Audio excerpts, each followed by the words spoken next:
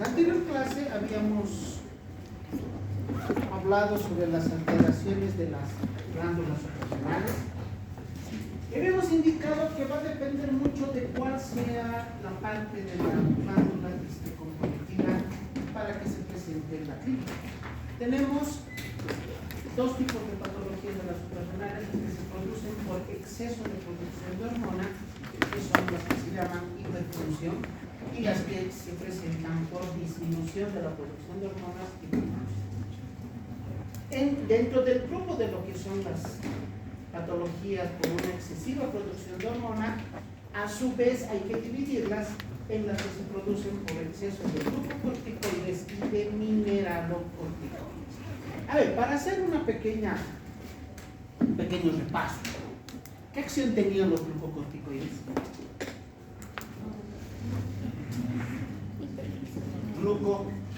Hiperglicemiante. Va a actuar sobre el metabolismo de los carbohidratos, aumentando los niveles de glicemia.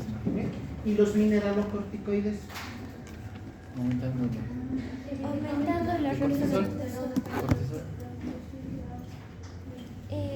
Doctor, contribuyen en la bulimia, en la presión arterial a través de la reabsorción de sodio y excreción de potasio. Ya, participan en la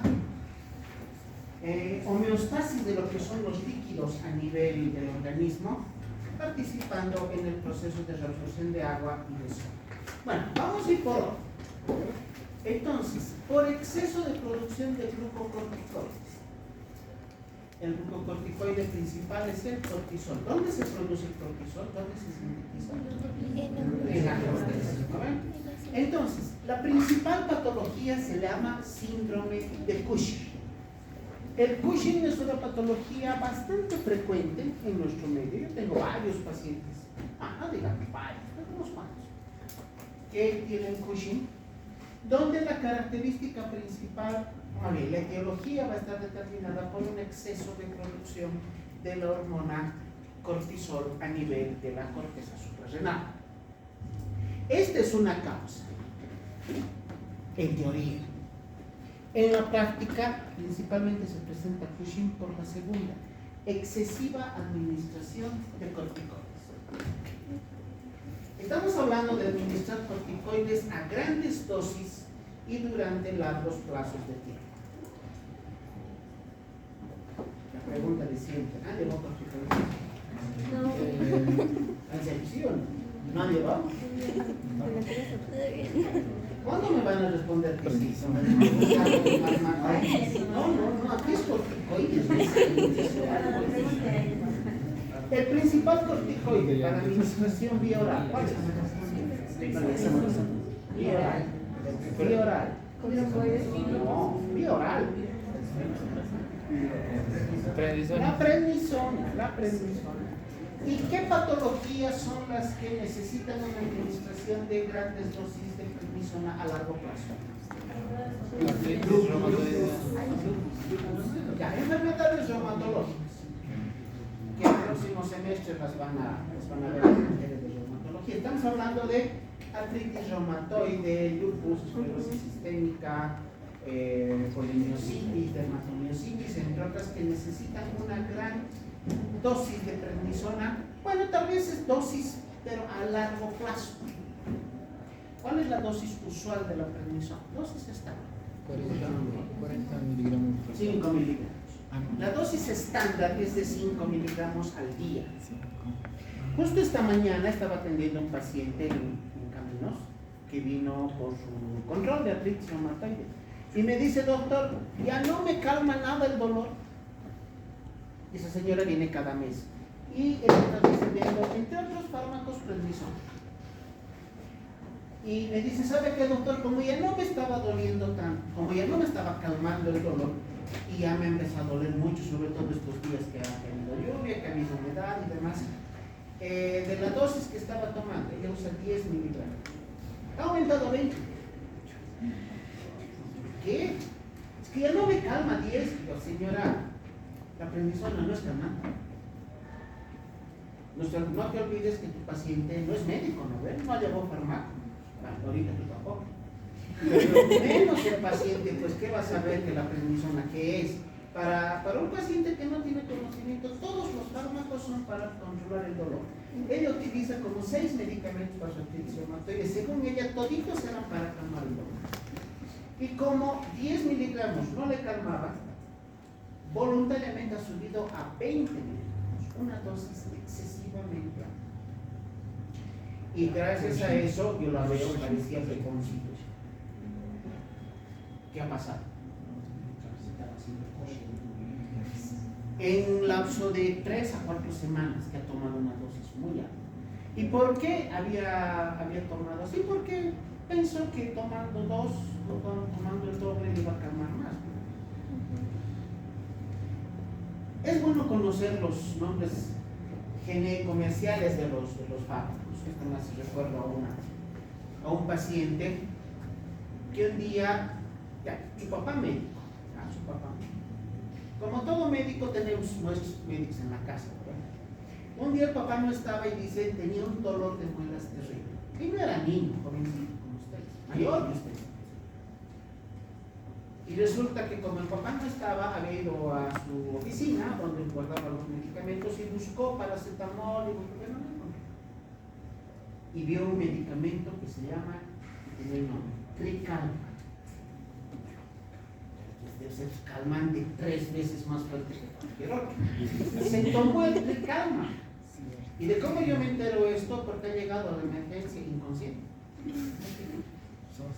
¿Qué había pasado? ¿Qué había tomado? ¿Saben qué es el Tricalma? Bueno, su nombre. Es alprazolam. El paciente había tomado alprazolam.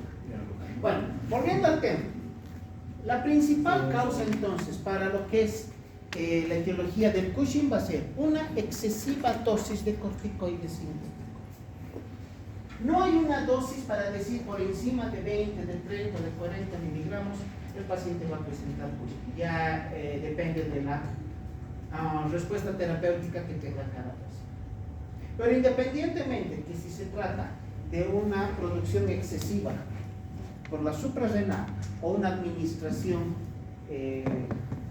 bioral de corticoides, las manifestaciones clínicas van a ser las mismas. Ahí tenemos la famosa facies en luna llena, una carita redondita. Se parece a las caricaturas, ¿no? Donde aparece la luna, sus ojitos, su carita, parece una luna llena. Cuello ancho y redondo, algo bien característico, las estrías violáceas. Esas estrías de color rojo vinoso, de color violeta, morado, que se presentan sobre todo en tórax y en abdomen. Astenia y adinamia muy marcados. Los pacientes tienen la característica de estar todo el tiempo cansados. Son de esos pacientes que, como hablamos del hipotiroidismo, se suben al minibús y en la esquina ya están durmiendo. Ya a veces se despiertan en la parada. Se duermen porque están excesivamente cansados. Carita rojita, un eritema facial y cambios de humor muy marcados con alteraciones en la personalidad, irritabilidad, estados de depresión. O sea, un rato la persona puede estar irritable, enojada con medio mundo y luego está deprimida. Pero desde semiología en 5º semestre vemos que hay un tema que se llama las facies, que la facies de luna llena, la cara en luna llena es típica del Cushing. ¿Por qué se presenta esta facies? ¿Aumento de qué? ¿Y solo acá en la cara? Doctor, ¿sería por retención de líquidos? No estamos hablando de edema facial, estamos hablando de una facies en luna llena por otras características. ¿Por qué? Acumulación de lípidos. Los corticoides tienen la característica de, dentro del metabolismo lipídico, favorecen la salida de los lípidos de los lugares donde usualmente se almacenan, que son hígado y músculos de los glúteos, músculos del abdomen, y los movilizan y los van a depositar a otro lado. En primer lugar en la cara. Entonces esta carita así hinchadita no es edema, es acumulación de grasa debajo de la piel.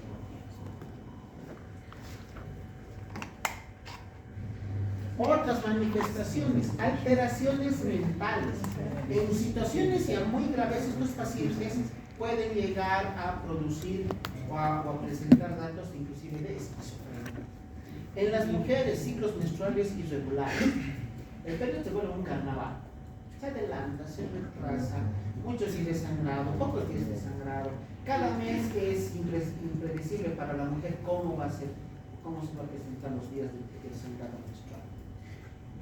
En casos avanzados, el hirsutismo. ¿Qué es hirsutismo? ¿Qué es? No solo aparición de fuera de ya, no facial, excesiva presencia de vello a nivel corporal en todo el cuerpo, no solo es en la cara. Obviamente, lo que más se ve es la aparición de vello facial como bigote, barba. A fines del siglo XIX, los últimos 2 décadas de los 1800, era famosísima en los circos la mujer barbuda como una ¿cómo podemos decir? Como una atracción circense, pero nadie sabía en esa época qué era realmente lo que se llamaba hirsutismo. Una de las causas del hirsutismo, entonces tenemos a lo que es el cuello.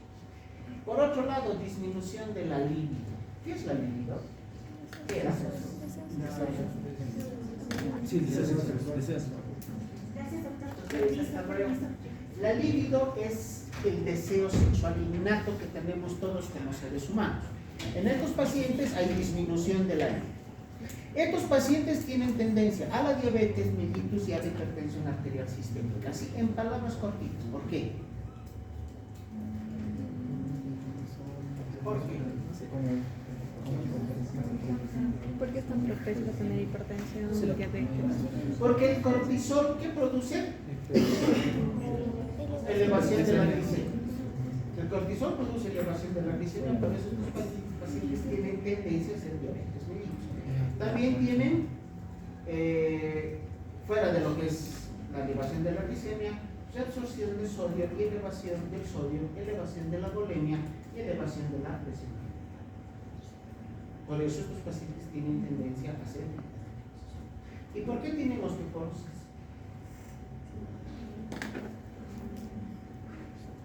Porque uno de los efectos colaterales que tienen los corticoides es la de producir, ¿se acuerdan? Del hormona paratiroidea, la formación de los osteoblastos, la liberación de calcio de los huesos, la desmineralización del hueso, la disminución de la concentración de calcio en la matriz ósea. Eso que produce que el hueso se vuelva blando, que no tenga calcio en su interior. Eso tiene tendencia a dar más osteoporosis. Una de las causas principales, sobre todo en la mujer, para que se produzca la osteoporosis es el consumo excesivo de corticoides. Tomen en cuenta que la artritis reumatoide, el lupus y demás son patologías que no se curan. El paciente necesita tratamiento de por vida. Así que en algún momento puede llegar a darle Cushing. Ahí tenemos 2 imágenes de 2 personas que están con Cushing y luego cómo cambia la fases posterior al tratamiento. O sea, la fases de luna llena puede revertir, sí. Si se suspende el corticoide, se metaboliza, se elimina y luego se normaliza lo que es el metabolismo lipídico, entonces todo se normaliza y la carita vuelve a ser como era antes. Tenemos esta manifestación clínica que es típica, las estrías de color rojo, violáceo, a nivel de tórax y de abdomen. Y no es una, son varias y se producen o se presentan así, como ven, ¿no? Algo muy manifiesto, muy marcado, llamativo a simple vista. ¿Por qué se producen las estrías? Aumento de peso. Ya, aumento de masa muscular, uno engorda, el embarazo, ya, pero porque ¿qué le pasa a la piel? No le da tiempo a adaptarse. ¿Ya? El rompimiento de puentes. Lo que se produce es la lesión de la elastina a nivel de la piel. La elastina es la que le da la elasticidad. se produce lesión y ruptura de las fibras de colágeno y de elastina, y eso es lo que va a producir las estrías. Por eso también se producen estrías posterior al embarazo o en pacientes muy obesos. Como parte de las manifestaciones secundarias a lo que se refiere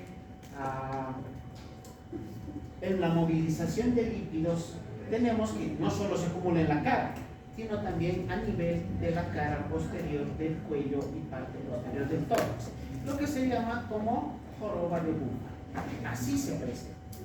Es como una bolita de grasa. Bueno, no solo grasa, músculo también está presente ahí.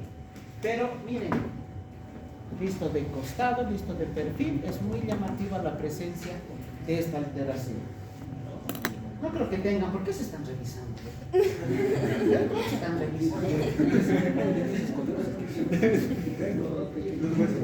Otras características son a nivel neuropsiquiátrico.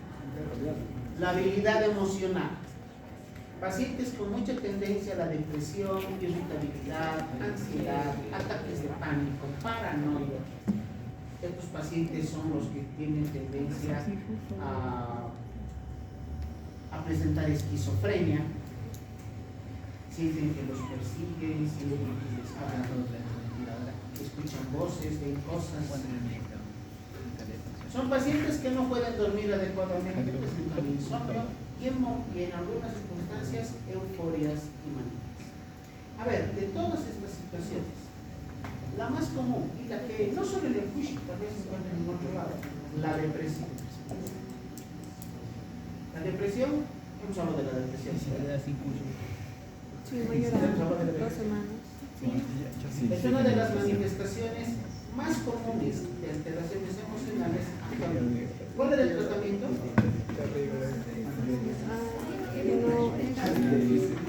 Yo cada vez tenía. No, cuidado que me digan. El tratamiento de la depresión. Hasta 3 días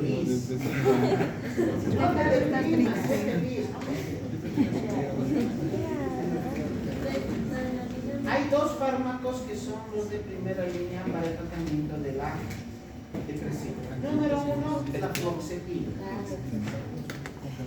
Número 2, la sertralina. Receta médica.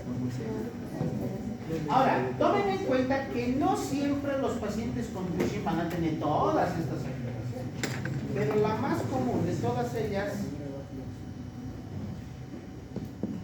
la más común es la de la presencia de depresión.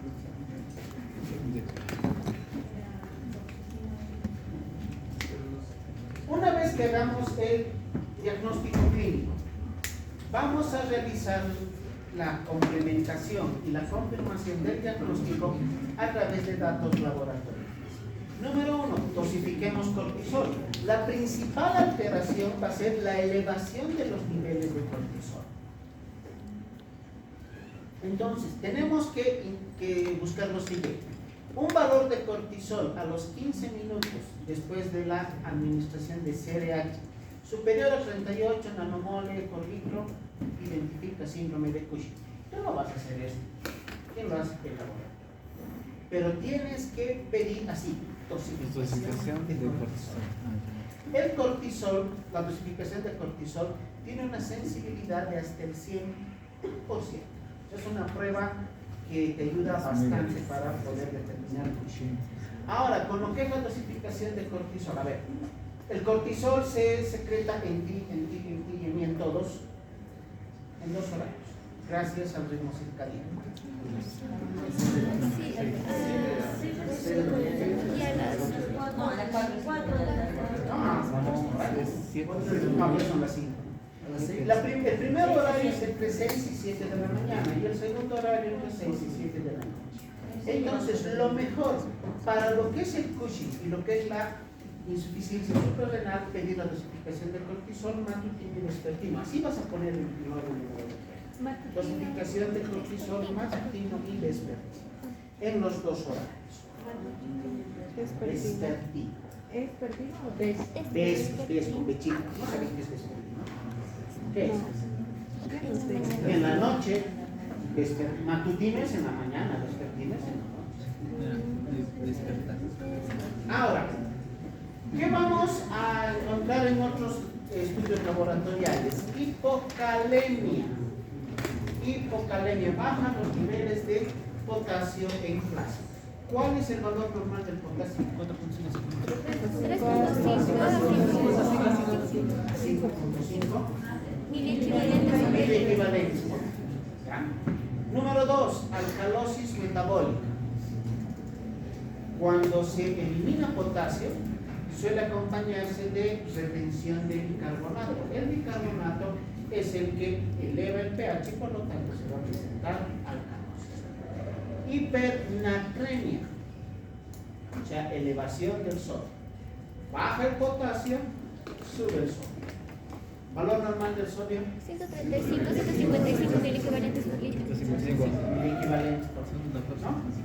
Entonces, tenemos hipocalemia como alteraciones electrolíticas, hipocalemia, hiponatremia, electrolíticos, como alteraciones ácido-base, alcalosis metabólica. Y como otra alteración electrolítica, la hipocalcemia, disminución de los valores de calcio por el aumento de la eliminación renal de calcio. ¿Cuál es el valor normal del calcio? Era 6.5, 8.5, 6.5, 8.5.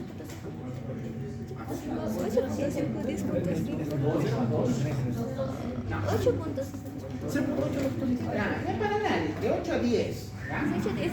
De 8 a 10 miligramos por decilitro. Bueno, para tener una hipocalcemia, no esperemos 7.8, no estamos hablando de valores de 6, de 5, algo muy llamativo cuando se eliminan grandes volúmenes de calcio a nivel.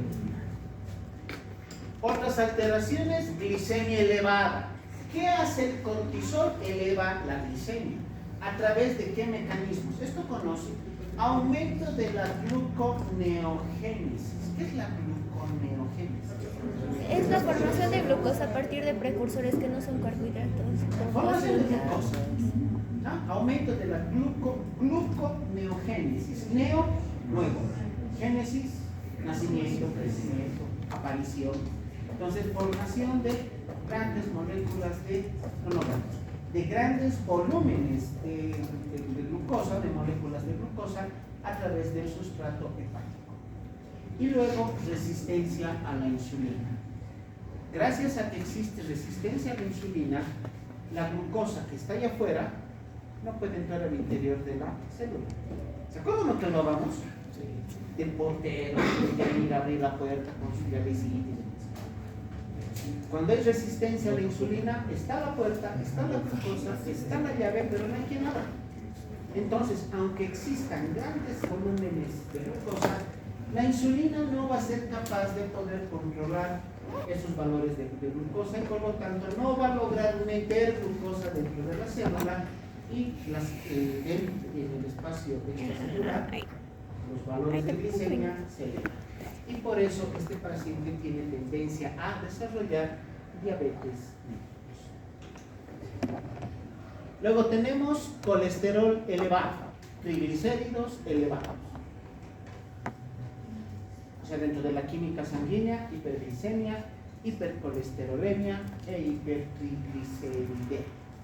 Cuando se elevan las grasitas, ¿por qué no es grasa?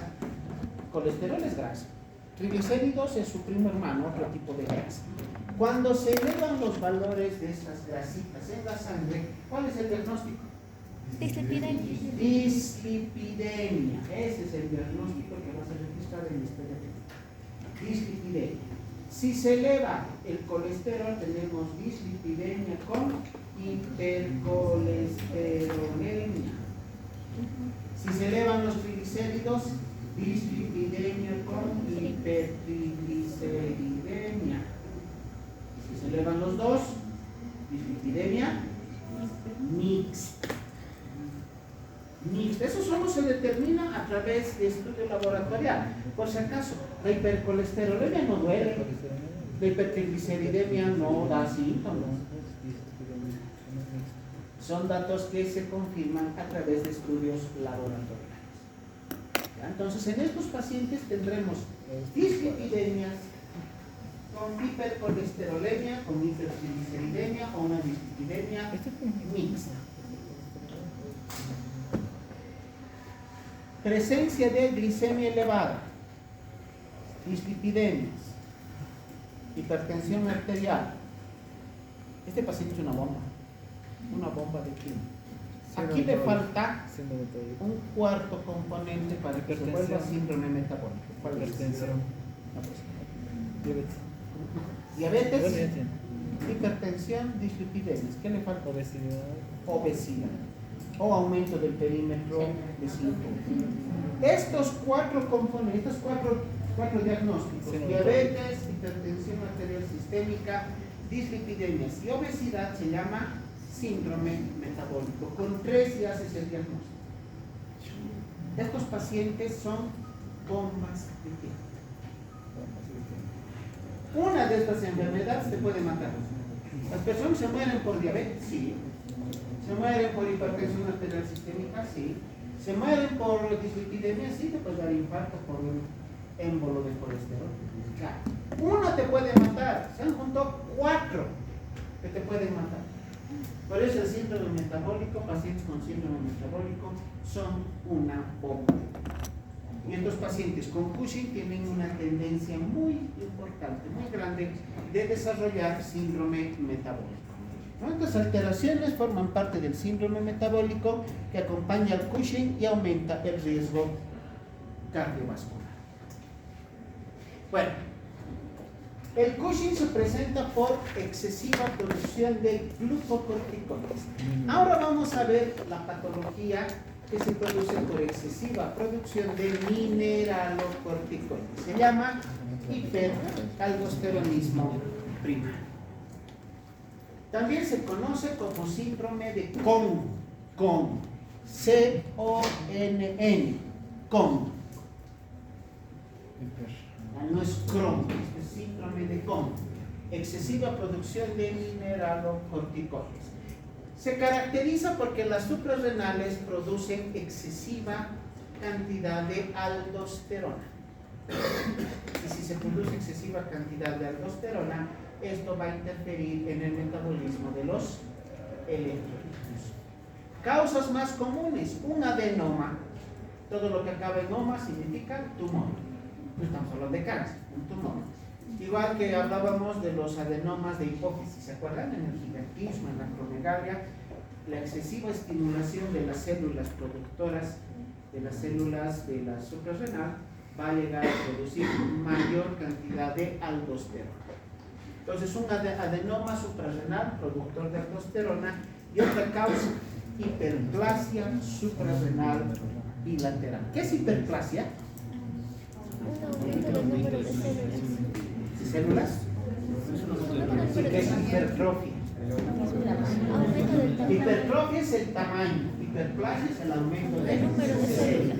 Número de células. Entonces acá se produce aumento en el número de células.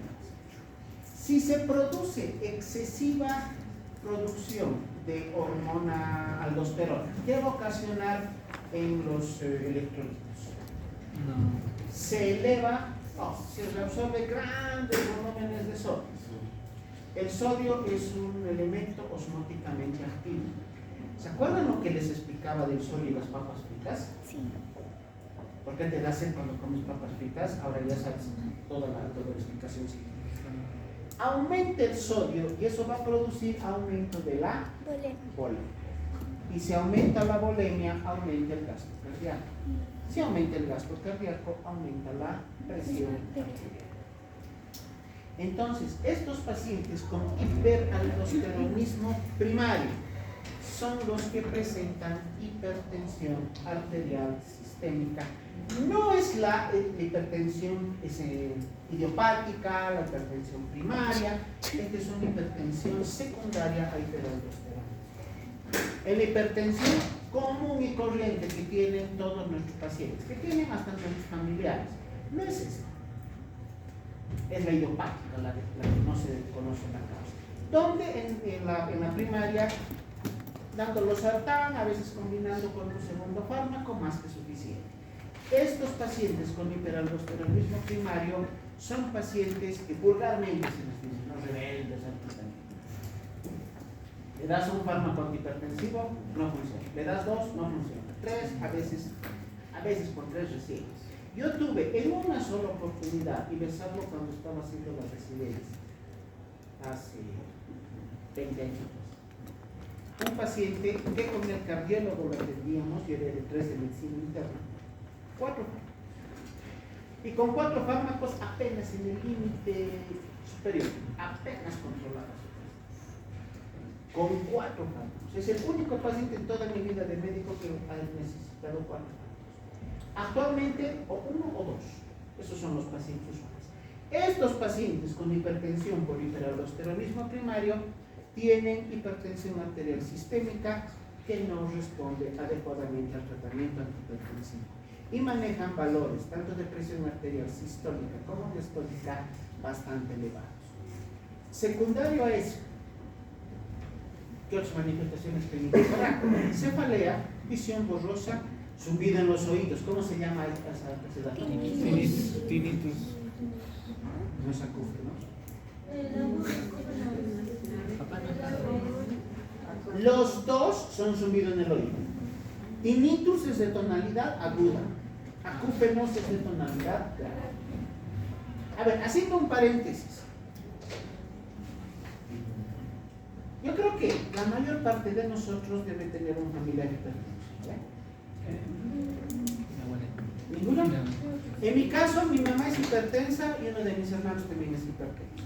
Y muchos tíos también son hipertensos. Es mi familia directa, mi mamá y mi hermano. ¿Cuál es el principal síntoma de la hipertensión arterial sistémica? Sí. Cefalea. ¿No será mareo? Levantarse de la cama. Ahora, no será hipotimia, no será tinnitus, no será visión borrosa.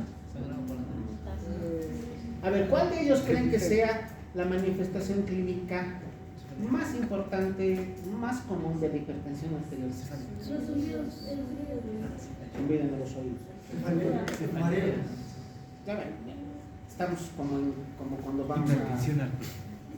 Como cuando tenemos que elegir a una autoridad, o cada quien por su lado. Así como el Perú.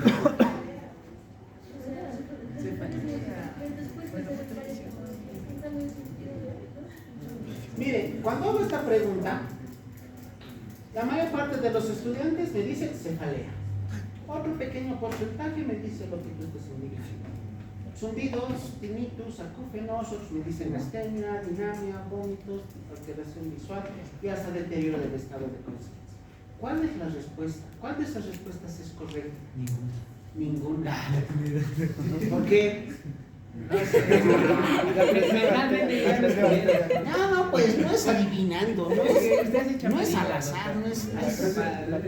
¿Cuál es la explicación? ¿Cuál es la explicación médica? 7 posiciones en el culo. La hipertensión arterial sistémica no presenta síntomas. Es una enfermedad Se silenciosa. llama a la hipertensión arterial sistémica, se la llama el asesino silencioso. ¿Conocen ese término? El asesino silencioso. ¿Por qué? Te mata y ni te das cuenta. ¿Por qué? Porque no da síntomas. No da síntomas. Ahí entonces, ¿por qué a mi mamá cuando le sube su presión le duele su cabeza? La cefalea, que es el principal, la primera y más importante manifestación clínica, no es por hipertensión arterial, es por la complicación de la hipertensión a nivel cerebral y se llama encefalopatía hipertensiva. Cuando le duele la cabeza al paciente hipertenso no es por hipertensión, es porque el cerebro ya está presentando daño secundario a la hipertensión y se llama encefalopatía hipertensiva. O sea que si tu paciente hipertenso le duele la cabeza, ¿sabes qué? Asustate ese rato. ¿Qué significa eso? Que los vasos sanguíneos, que son así, están soportando una presión muy importante y empiezan a explotarse. Son como un globo de carnaval que le vas metiendo agua y agua y agua y agua. ¿Qué va a pasar? Va a reventar. Y si revientan los vasos a nivel del polígono de Willis, se va a presentar una hemorragia cerebral, un accidente cerebrovascular. O sea, a todo paciente hipertenso que le duela la cabeza está a un pelo de quedarse paralítico. Por una vez en otra. Por eso, asustate si tu paciente le duele la cabeza. Entonces, estas manifestaciones de acá, cefalea, visión borrosa, tinnitus o acúfenos, se presentan en un paciente con hiperaldosteronismo primario con un caso de hipertensión arterial sistémica que no responde al tratamiento, y tanta presión elevada durante tanto tiempo produce daño cerebral que se conoce como encefalopatía hipertensiva. Miren la presión ahí, no es mentira, 152/100, una presión muy alta. Otras manifestaciones, por la pérdida de potasio, por hipocalemia, sobre todo hormiguitas en los pies. ¿Cómo se llama eso? Parestesias, ¿no? Parestesias, esa sensación de hormigueo, calambres, entumecimiento en los pies. Luego tenemos debilidad muscular, fatiga, calambres musculares o parálisis muscular ocasional. Esto pasa en todos los casos de hipocalemia. Cuando el paciente tiene, alguna vez van a ver pacientes con un proceso diarreico agudo, diarrea muy abundante en un lapso corto de tiempo, presencia de vómitos también abundantes en lapsos cortos de tiempo. Con la diarrea, ¿qué se pierde? Agua, sodio y potasio. De ellos, del electrolito, ¿cuál es el más importante? El potasio. Entonces, si el paciente tiene mucha diarrea, muchos vómitos, va a tener hipocalemia. ¿Y la hipocalemia cómo se presenta? Parálisis muscular.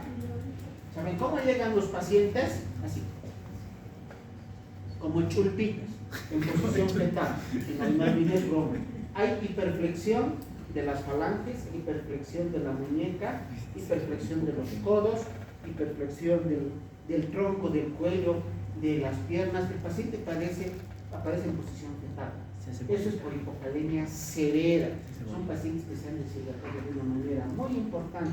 A ese paciente tienes que rehidratarlo rápidamente, no se te muere. Estas son entonces manifestaciones por la hipocalemia. Luego tenemos otros síntomas: poliuria, polidipsia. ¿Por qué poliuria? Porque este paciente tiene excesiva concentración de sodio. ¿Se acuerdan de las papas fritas? Es lo mismo. Al tener excesiva polidipsia, este paciente va a orinar también en grandes volúmenes. Poliuria. Alcalosis metabólica, ya hemos indicado esos datos. ¿Por qué se produce la alcalosis metabólica? Por la eliminación de bicarbonato o por la retención de grandes volúmenes de bicarbonato. Pero en muchos casos, pacientes con hiperaldosteronismo primario pueden estar asintomáticos. ¿Y cuál es la única alteración que ni el paciente se da cuenta? Tú vas a determinar cuando evidencias el aumento de la presión arterial, de la hipertensión.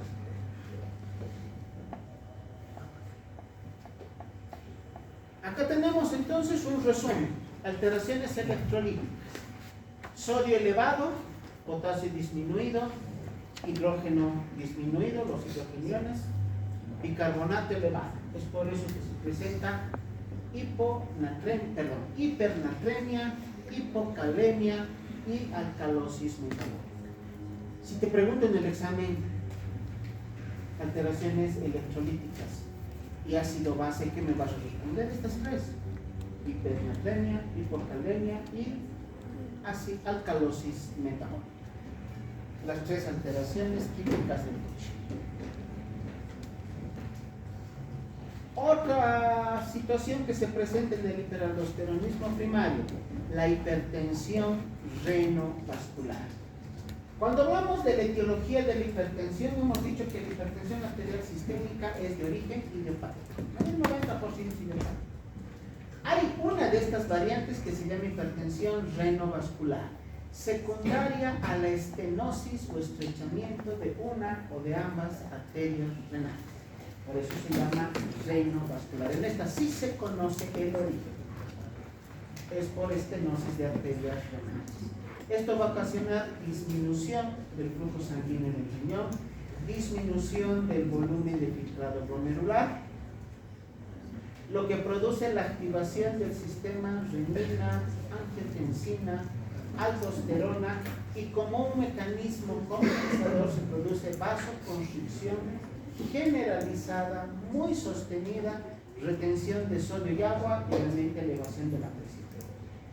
La hipertensión arterial sistémica del hiperaldosteronismo primario y la hipertensión arterial sistémica de etiología renovascular son los dos tipos de hipertensión arterial que son más difíciles de tratar. Si aquí el problema principal, o sea, la etiología principal, parte de la activación del sistema renina, angiotensina, aldosterona, ¿qué tratamiento utilizarías de primera línea? ¿Han llevado antihipertensivos? Los IECA. IECA, ¿qué es un IECA? Inhibidor de la enzima convertidora de angiotensina. Aquí la renina activa la angiotensina 1 para que la angiotensina 1 se convierta en angiotensina 2. La angiotensina 2 actúa con la aldosterona produciendo todo esto: retención de sodio, retención de agua y elevación de la presión. Entonces, ¿qué hacen los IECAs? De lo que era angiotensina 1 evita que se transforme en angiotensina 2. Aquí hay una enzima que transforma la 1 en 2, que se llama enzima convertidora de angiotensina. ¿Qué hacen los IECA? Inhibidor de la enzima convertidora de angiotensina. Ahí actúan los IECA. Ejemplo de IECA: Enalapril. el enalapril. ¿Qué más? Captopril. ¿Qué más? El acertán. No sé, no pues. No es acertán. Captopril, enalapril, lisinopril. Todos los PRIL son inhibidores de la enzima. El capto es ¿Dónde actúan los ARA? Actúan inhibiendo los receptores de la angiotensina 2. ¿Será bueno utilizar en este caso? Sí, porque estamos también inhibiendo lo que es el sistema renina-angiotensina. ¿Cuáles son los ARA2? Los TAN. Los TAN. Fuera de los sartán. Valsartán, ¿qué más? No se queden con uno solo. ¿Qué pasa si se cierra la fábrica de los sartán? Están perdidos. Los sartán, valsartán, olmesartán, telmisartán, un montón de ARA2. Nos pasaríamos toda la tarde hablando de sus presentaciones, pero por lo menos los sartán, ¿de cuánto vienen? De los sartán vienen tabletas de 50 miligramos y se da dosis estándar cada 12 horas.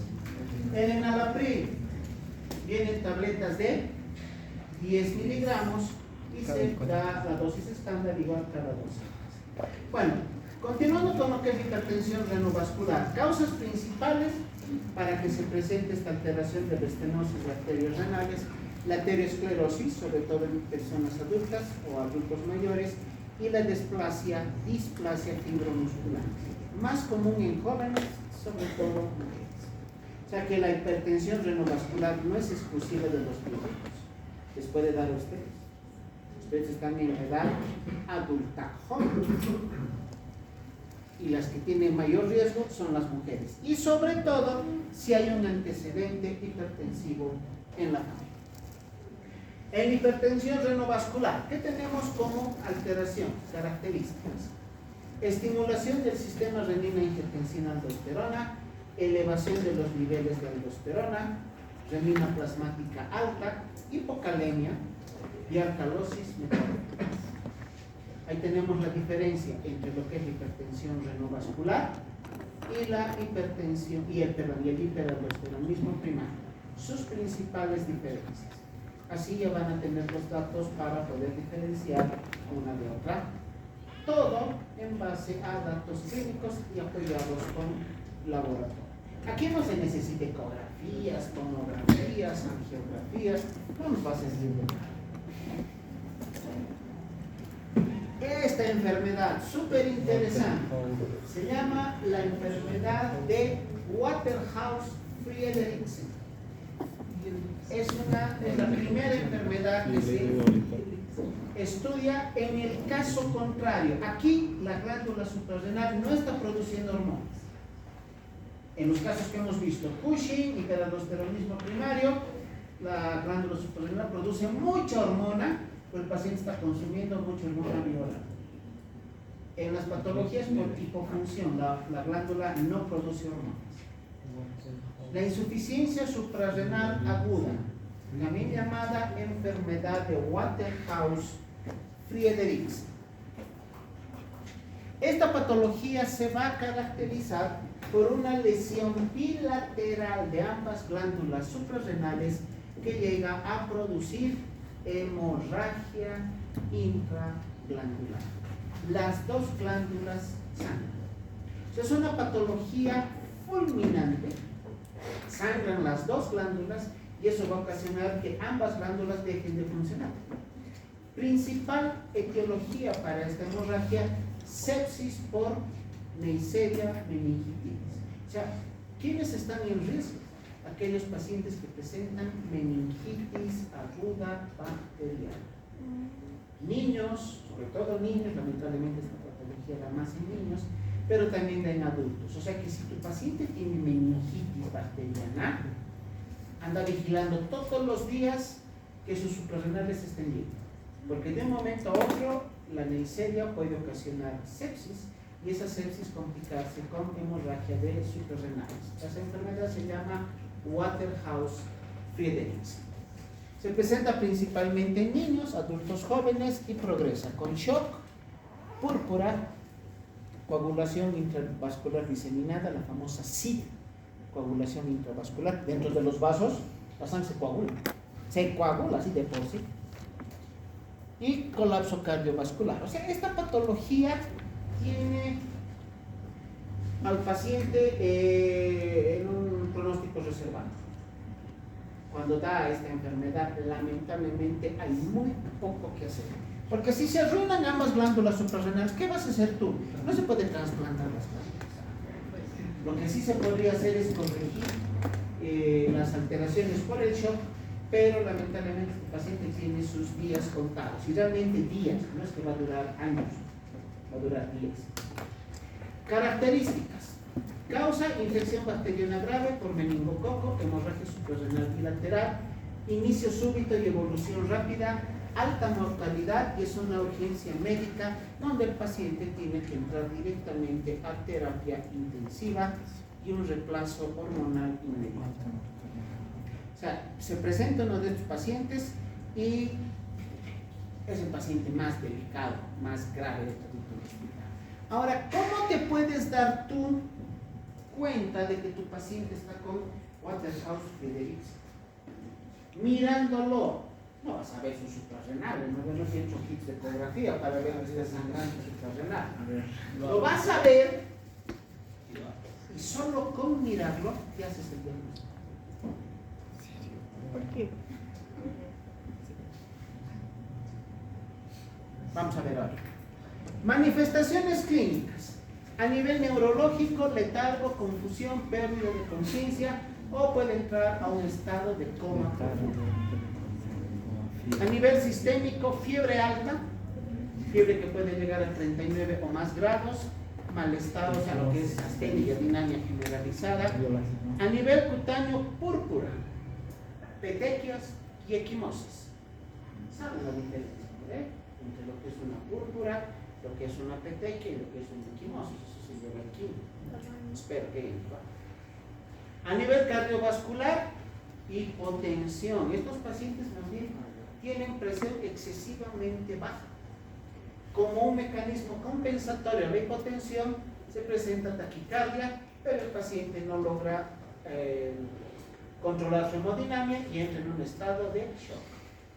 Luego, crisis adrenal aguda. Las suprarrenales dejan de funcionar y ¿qué se presenta? Hipoglicemia, hiponatremia e hipercalcia. A nivel respiratorio, taquipnea y cianosis, y a nivel hematológico, una coagulación intravascular diseminada y sangrado espontáneo. Esa formación de coágulos dentro de los vasos se va a manifestar clínicamente con la presencia de estas manifestaciones cutáneas: equimosis y púrpura, sobre todo esas dos. Ahora te decía, solo con ver al paciente, tú ya haces el diagnóstico. Cuando yo daba en quinto semestre semiología general, les enseñaba que hay varias estrategias para llegar al diagnóstico. Una de ellas se llama reconocimiento de patrones. O sea, solo con mirar a la persona, ya sabías el diagnóstico. Si tu paciente está con sus manitos así, torciditas, con dedos en cuello de cisne, dedos en ráfaga, ¿qué es? No, dedos en cuello de cisne, desviación cubital, luxación y subluxación, artritis deformada. Ahora, si ves a un paciente con carita de luna llena, sin preguntarle ni su nombre, ya sabes que es Cushing. Ahora, con la presencia de púrpuras, petequias y sobre todo equimosis cutáneas, tú ya vas a darte cuenta que es un paciente con enfermedad de Waterhouse-Friderichs. A ver, miren esa cara. ¿Habrá alguna otra enfermedad que tenga esas características? No. No hay. Es un avatar. Así que con solo ver, con solo hacer un reconocimiento a la inspección, ya tienes el diagnóstico establecido. Es un avatar. Ahí está la presencia de las equimosis y las púrpuras generalizadas. Este paciente está con esos electrodos, ¿por qué? Porque está en terapia intensiva. Es un paciente extremadamente delicado, se debe hacer una corrección de las alteraciones hidroelectrolíticas, darle, como no están funcionando sus suprarrenales y nunca más van a funcionar, hay que reponer los valores de hormona, dándole grandes dosis de corticoides y de alguna manera tratar de salvar su vida. ¿Han visto gran mortalidad? Estos pacientes se van a llegar a morir en un lapso corto de tiempo. Y la otra patología se llama enfermedad de Addison, por hipofunción de la corteza suprarrenal. No funciona la corteza, no forma hormonas y se presenta la enfermedad de Addison, contraria al Cushing. La Cushing es por aumento de la función o la producción de hormonas en corteza suprarrenal. El Addison se presenta por todo lo contrario. Es como el hipotiroidismo y el hipertiroidismo. Aquí sería Addison y Cushing. En el Addison tenemos entonces destrucción o disfunción progresiva de ambas glándulas suprarrenales. Puede ser una o pueden ser las dos glándulas. Lo más común es que sean ambas glándulas suprarrenales. Si se altera la función de la corteza, ¿qué se deja de producir? Cortisol, glucocorticoide y aldosterona mineraloide. Así que esta enfermedad va a producir los efectos contrarios y los síntomas contrarios. En el Addison podemos indicar como causa lo que dice la literatura. Etiología más común, autoinmune. Causa autoinmune. Igual que la artritis reumatoide, igual que el lupus, igual que la diabetes. Nuestro sistema inmune, por situaciones que la ciencia hasta ahora no se ha podido explicar, nuestras defensas, en lugar de defendernos, nos atacan. Así que nuestras defensas piensan que las células de las suprarrenales son el enemigo, van, lo atacan y lo matan. Pero claramente dice países desarrollados. Acá, en Bolivia, y sobre todo acá en La Paz, hablemos a nivel general del país, de Bolivia. ¿Cuál es la primera causa de insuficiencia suprarrenal? No es la causa anterior, es una causa infecciosa. Pregunta, no ha sido con usted, pregunta con endocrino, en 10º semestre. Pregunta de examen de endocrino, avísenme a sus compañeros. ¿Cuál es la principal causa etiológica de la enfermedad de Addison? En Bolivia, la tuberculosis extrapulmonar, tuberculosis de suprarrenales. Y en el hospital de Caminos tuvimos 2 pacientes. El último de los pacientes era un paciente que venía a internarse regularmente, caserito ya, por lo menos unas 2 veces al año se internaba. La última vez que lo atendimos en hospitalización fue antes del COVID, justo unos meses antes del COVID. El COVID ha empezado la cuarentena en el mes de marzo del 2020. Estamos hablando de fines del 2019. ¿Qué habrá pasado? Ojalá no se vaya a ir el COVID, porque luego ya no volvió. Pero en él se logró determinar, así con todos los estudios correspondientes, que el origen de su Addison era tuberculosis de suprarrenales. Otras causas, como ven ahí, secundaria infecciones, tuberculosis, VIH, otros procesos infecciosos, infiltraciones o cirugía suprarrenal. Y también se produce el Addison por supresión súbita de corticoides. ¿Saben a lo que se refiere eso? O sea, con el tratamiento se corta el tratamiento. Debería ser con bajas dosis poco a poco. Es cortar de manera súbita el tratamiento con antirrebotes. Mira, la dosis estándar, si no te han enseñado en farmaco, bueno, aprende. La dosis estándar de la prednisona es de 5 miligramos cada día. Dosis estándar. Se utiliza para la artritis reumatoide, para diversos tipos de patologías inflamatorias, para patologías autoinmunes, 5 miligramos. Hay una dosis que se llama dosis, bueno, la primera es la dosis antiinflamatoria, ¿no? 5 miligramos. La segunda es la dosis inmunosupresora, que se utiliza como tratamiento en el lupus, esclerosis, en enfermedades autoinmunes. La dosis inmunosupresora es de 1 miligramo por kilogramo de peso. Paciente estándar de 70 kilos, ¿cuánto necesita? 70 miligramos de prednisona. Si la dosis estándar es 5, imagínate cuánto es 70 miligramos. Es altísimo. Ya, necesitas, a ver, nos daremos un ejemplo hipotético. Paciente con 50 kilos, le vas a dar 50 miligramos de prednisona. Terminas el tratamiento, ni se te ocurra quitar de golpe la prednisona. Porque, ¿qué pasa cuando das corticoide a largo plazo? El paciente va tomando prednisona y las suprarrenales se dan cuenta de eso. Y la izquierda le dice a la derecha, oye, ¿verdad? Está llegando, ¿no? Así que nosotros no tenemos que trabajar. ¡Ay, qué bien! Vámonos de vacaciones. Y las dos suprarrenales dejan de funcionar. Dejan de funcionar así solitas. Toman la decisión de irse de vacaciones y se van.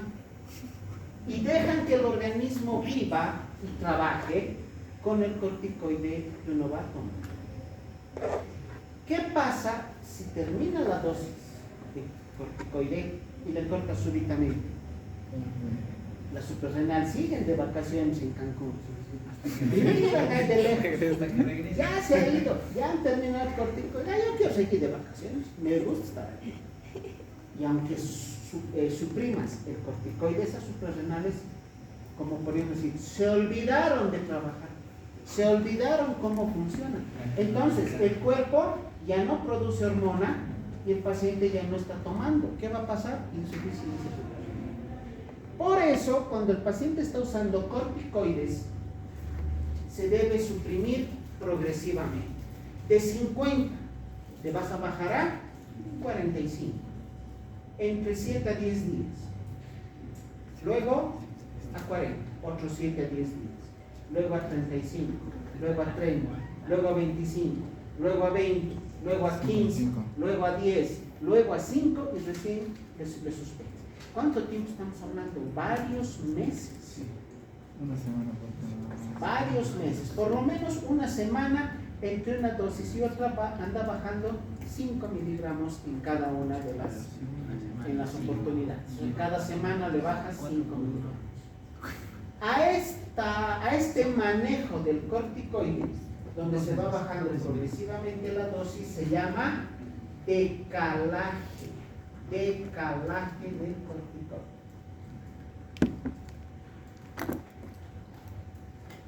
Con esto espero que hayan aprendido algo para su examen de fármaco y de todo, que es lo que usualmente se presta. ¿Ya?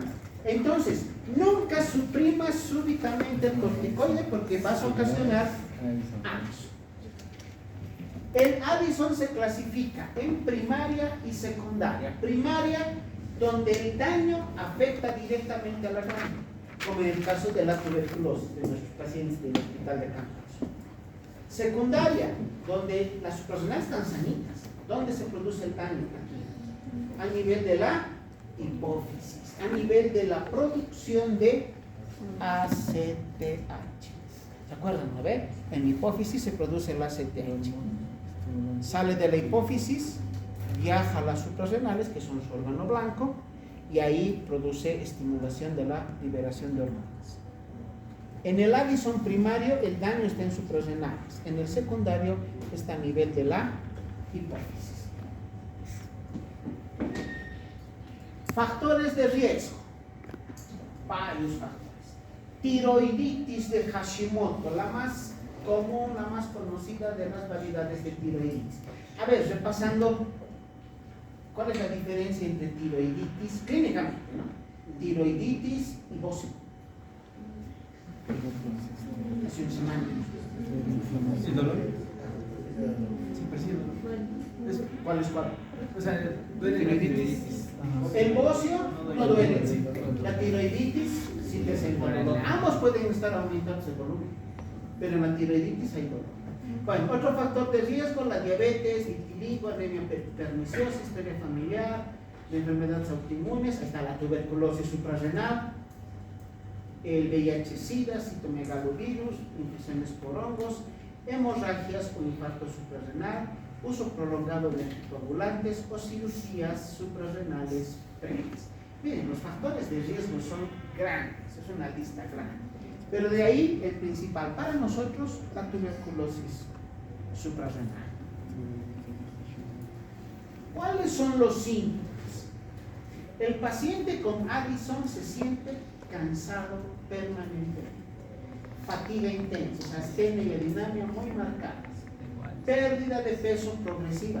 El Cushing es gordito, ¿no? El Cushing es una pelotita con una carita llena, su coronita aquí atrás, aumento de la grasa abdominal en caderas, en las piernas. Es como una pelotita. En cambio, el paciente con Addison es flaco, tiene anorexia, realmente puede llegar a dejar de comer, y presencia de náuseas, vómitos y dolor abdominal de manera generalizada, muy esporádico y de difícil localización. O sea, no es un dolor que podríamos indicar que tiene algún origen específico.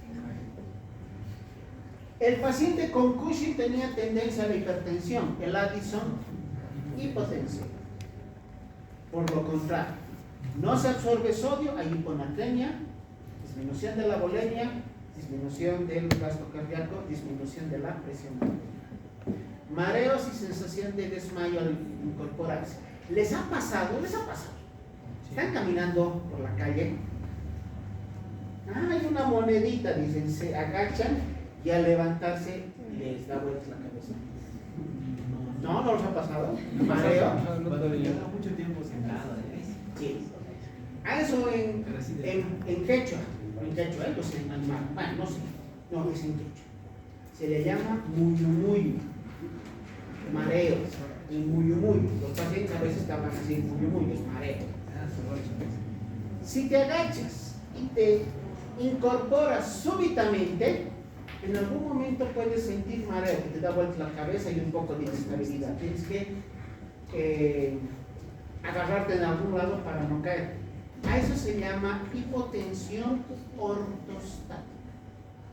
Ortostatismo, hipotensión cuando una persona cambia de posición. Estos pacientes tienen esa situación de hipotensión ortostática. Alteraciones electrolíticas, lo contrario del Cushing, hiponatremia, hipercalemia e hipoglicemia.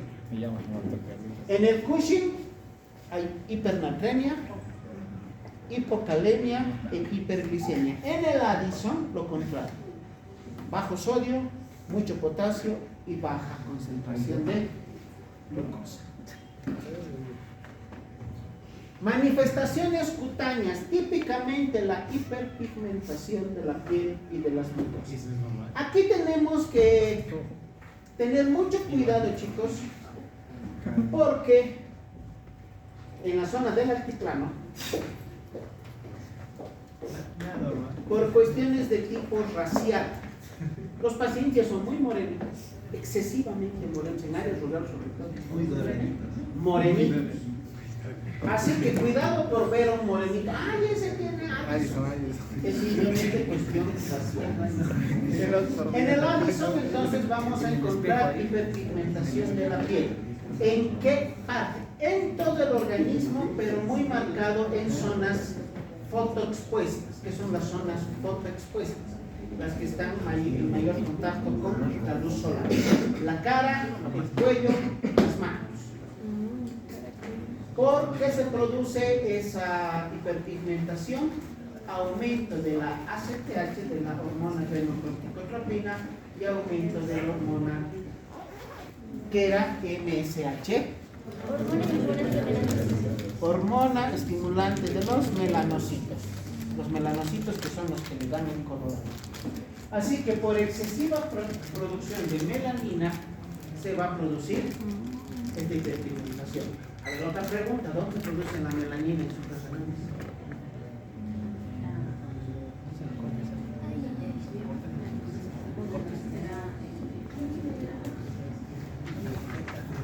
Muy bien, no se produce melanina en las suprarrenales, se produce en la hipófisis. ¿En qué parte? En la pars intermedia, ¿no ve? En la parte que queda al medio de la adenohipófisis y de la neurohipófisis. Esas son las entradas, se llama pars intermedia. Ahí se produce melanina. Síntomas psicológicos, al igual que el Cushing: depresión, irritabilidad, trastornos de la concentración, alteraciones conductuales muy marcadas dependiendo también del grado de avance del trastorno. Esta hiperpigmentación no solo se produce en la piel. Típicamente vas a encontrar los pliegues. Aquí la M de la mano, como si hubieran agarrado un marcador negro y hubieran pintado. Las encías. Cicatrices, las cicatrices se vuelven negras, oscurísimas. Aquí tenemos hiperpigmentación de las manos, de la palma, de la lengua. Miren la comparación de la mano del médico con la mano de un paciente con Addison. No es que ese paciente sea africano, o sea afroboliviano de los Yungas. Es Addison, solamente que ahí se evidencia claramente lo que es la hiperpigmentación. Otras alteraciones. Los pliegues de la mano, bien marcados. Aquí también. Aquí eran las uñas. A nivel de las uñas también se presenta esta hiperpigmentación. Datos laboratoriales. Bueno, ya los hemos mencionado, aquí está con más detalle. La hiponatremia, la hiperpotasemia, la acidosis metabólica. ¿Qué había en el Cushing? Alcalosis metabólica. En el Addison, ¿qué hay? Acidosis metabólica. Y la glucosa va bajando, hipoglicemia. A ver, para aprender algo más, les he preguntado una vez, ¿no? ¿Cuál es el valor normal de la glucosa?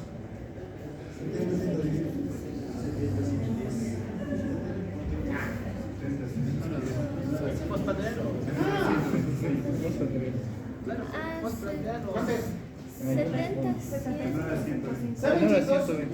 A mí me han enseñado que el valor normal de la glicemia es de 70 a 110 en dos materias, en la materia de fisiología y en la materia de bioquímica.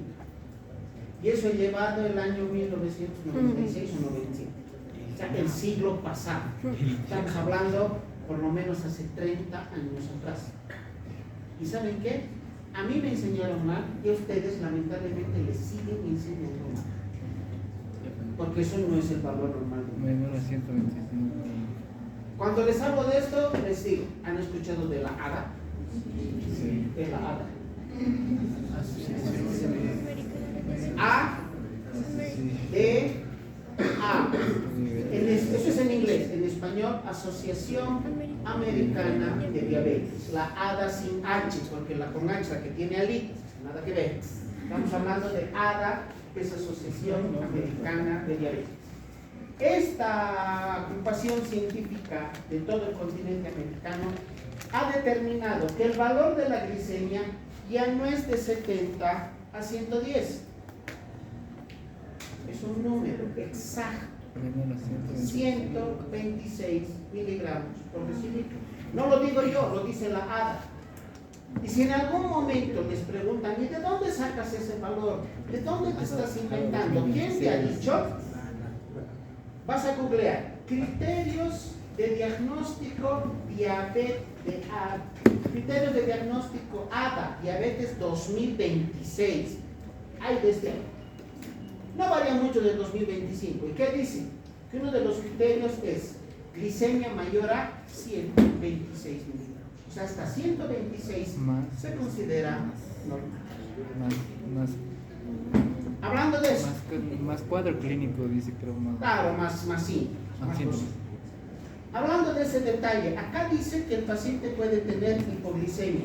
De acuerdo a lo que dice la ADA, ¿qué valor de glucosa se considera hipoglicemia? O sea, ¿por debajo de qué valor de glucosa se considera? Por debajo de 70 miligramos. Por debajo de 70 miligramos se considera hipoglicemia. Estos pacientes con Addison entonces tienen tendencia a la hipoglicemia. Se dan cuenta todo lo contrario del Cushing. Otros datos: cortisol bajo, ACTH elevada y renina plasmática elevada. La renina plasmática por hipovolemia, la ACTH elevada con un mecanismo compensatorio a la disminución del volumen de cortisol, y el cortisol menor a 5 microgramos en la mañana, en la dosificación matutina. ¿Se acuerdan? Hay que dosificar el cortisol en 2 horarios, matutino y vespertino, de 6 a 7 de la mañana y de 6 a 7 de la noche. Paréntesis, esto quería preguntarse hace rato y me olvidaba. Hemos dicho que en el Cushing hay elevación del colesterol y de los triglicéridos. Eso se llama dislipidemia. ¿Cuánto es el valor normal del colesterol? 150 a 200. El valor normal del colesterol es hasta 200 miligramos por decilitro. Y de los triglicéridos, 150 miligramos por decilitro. Muy bien, eso quería complementar la anterior. Ahora, esto quiero que aprendan. Memotécnico para aprender a diagnosticar Addison. Las 4 H's del Addison. 3 hipos y un hiper. Hipoglicemia, hipotensión, hiponatremia y la hiperpigmentación. Son las 4 H's. Así vamos a lograr diagnosticar correctamente el Addison. Pacientes que tengan hipotensos permanentemente, con hipoglicemia que no se compensa a pesar de darle glucosa, piensan, ¿no será Addison? No todos los casos de Addison tienen hiperpigmentación. Para que se presente la hiperpigmentación y para que se presenten estas manifestaciones clínicas del Addison, la lesión o destrucción de las suprarrenales tiene que ser por lo menos del 90% de las 2 suprarrenales. Es una destrucción muy, pero muy importante. No es al 100%, estaríamos hablando de Waterhouse-Friedrichs. En cambio, este es 90%. Todavía algo de glándula sigue viva y puede seguir funcionando. Y finalmente, veamos qué patologías se presentan ahora por la médula. El Addison y el Cushing es por lesión de la corteza. Ahora, por exceso de la producción de catecolaminas en la médula suprarrenal, tenemos una enfermedad que se llama feocromocitoma. ¿Quién le va a poner el nombre de feo? No tengo idea. Pero así se llama, feocromocitoma. Esta patología se produce secundario a un tumor que va a comprometer la médula suprarrenal. Secundario a eso se produce una excesiva secreción de hormonas de la médula. ¿Qué hormonas se secretan en la médula? Las catecolaminas, adrenalina y noradrenalina. ¿Qué acción tienen estas dos hormonas? Hacer más tranquilo. Las dos tienen una acción sobre todo a nivel cardiovascular. Suben la frecuencia cardíaca y elevan la presión arterial. La adrenalina viene en ampollitas. La noradrenalina también viene en ampollas. ¿Han llevado? A ver. No recordamos. Nunca llevan lo que les pido. La adrenalina viene en ampollas de 1 miligramo y la noradrenalina en ampollas de 4 miligramos. Pero aquí estamos hablando de la adrenalina y la noradrenalina a nivel de la médula suprarrenal. Si se elevan estas dos hormonas que son vasoactivas, que producen vasoconstricción y taquicardia, va a haber hipertensión arterial. Tiene una triada clásica: cefalea, diaforesis, palpitaciones y taquicardia, acompañado de ansiedad, temblores, palidez, dolor torácico, náuseas y vómitos, pérdida de peso y fatiga. Esta patología del feocromocitoma también va a producir entonces grandes niveles elevados de presión arterial. ¿Cómo será el tratamiento? Nuestra materia no es hacer tratamiento, pero quisiera que aprendan. ¿Cómo sería el tratamiento de un feocromocitoma? ¿Le das losartán? No, pero me pregunta, ¿le das losartán? Si le das losartán, bajará la presión mientras dure el efecto del losartán. Porque el problema está aquí. Extirpación. ¿Qué hay que hacer? Lo que tú dices, un tratamiento quirúrgico y extirpación quirúrgica del tumor, no de toda la glándula suprarrenal, trata de sacar solamente el tumor. Muy bien, chicos, con eso acabamos. Nos vemos el jueves. Eh,